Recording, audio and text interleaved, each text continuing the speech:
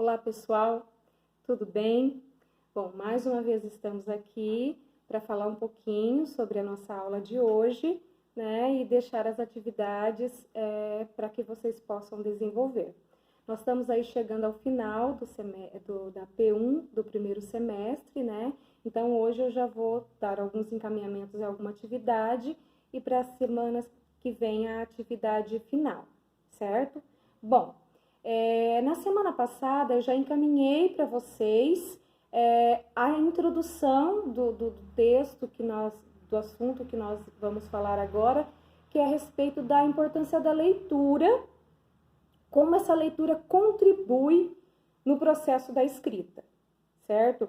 Eu creio que seria até redundante eu falar para vocês da importância da leitura.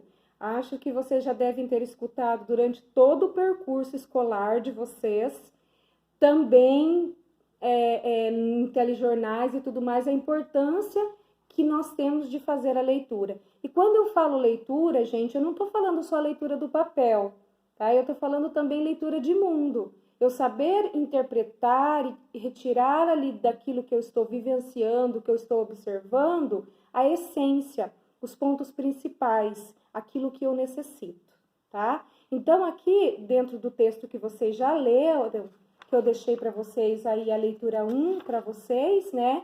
E dentre deles tem 3 atividades para que vocês reflitam, por isso que até mesmo eu não pedi para que vocês me entregassem nada, tá? É a questão da leitura como um aprimoramento do domínio da própria escrita, né? E a questão dela nos fornecer recursos, tanto o recurso para que eu tenha conhecimento de mundo, ou seja, informatividade, quanto o conhecimento da forma com que eu estruturo o meu texto. Então, por meio da leitura, é que eu vou me organizando também, porque ali, além de eu trazer informações para mim, eu confirmo outras que eu já sei e eu também pego modelos de tipos de escrita, tá certo? Eu não estou dizendo modelo como cópia, eu estou dizendo um modelo de como eu posso fazer, como é feito, como costuma ser feito isso, certo? Bom, e eles dizem aqui a questão do exemplo prático que a leitura nos dá, certo? E aí traz para vocês a leitura do texto Potência de Pensamento por uma Filosofia Política da Leitura. Então tem esse texto onde ela fala de leitura e democracia, onde ela coloca mais uma visão política dela sobre isso.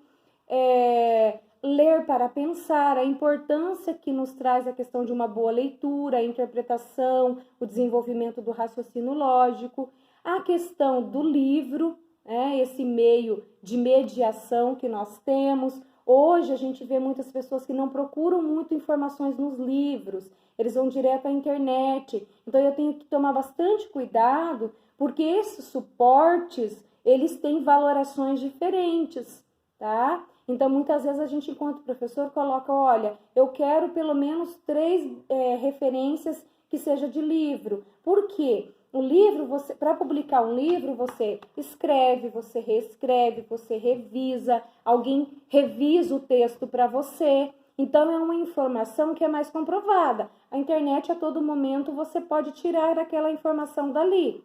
Lógico, desde que, a partir do momento que você busca um local, um site, que ele seja um site renomado, sério, que tenha as suas validações, ok, tá? Então, ela escreve esse texto. Eu coloquei o link para vocês do texto completo, para caso alguém tivesse o interesse de ler o texto completo dela, porque é um texto bastante interessante, certo? E ela faz algumas reflexões, ela traz para vocês algumas reflexões aqui sobre esse texto, certo? Bom, hoje eu coloco para vocês mais uma parte desse material, onde eles vão falar a respeito do ato de ler.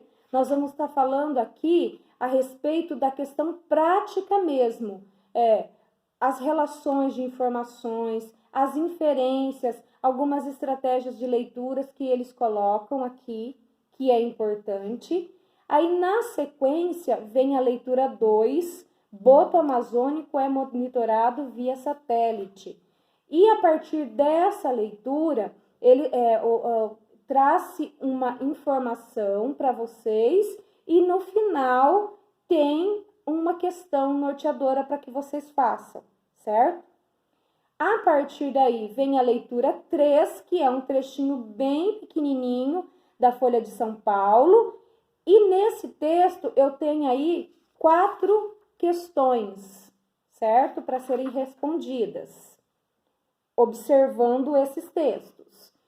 A leitura 4 é um texto maior, certo? Depois, a leitura 5 é mais para que vocês tenham conhecimento mesmo, certo? Gente, eu volto a reforçar, façam as leituras, anotem. Caso vocês tenham qualquer dúvida, qualquer problema referente à leitura, eu faço esclarecimento, certo? Porque o que acontece? Se eu faço o primeiro esclarecimento para vocês, eu levo o olhar de vocês para minha leitura, tá? Então, o ideal para que você se desenvolva é que vocês façam a leitura de vocês, tragam as dúvidas, aquilo que vocês não compreenderam ou algum comentário que vocês queiram colocar e eu faça o fechamento, porque é você que precisa se desenvolver na leitura. Então, faça a leitura do material todo, certo?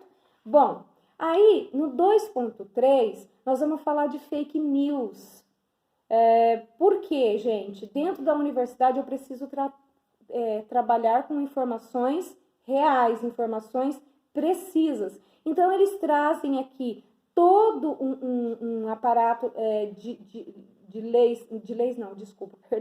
de leituras a respeito de fake news, o que é e tudo mais, a gente escuta muito falar sobre isso, né?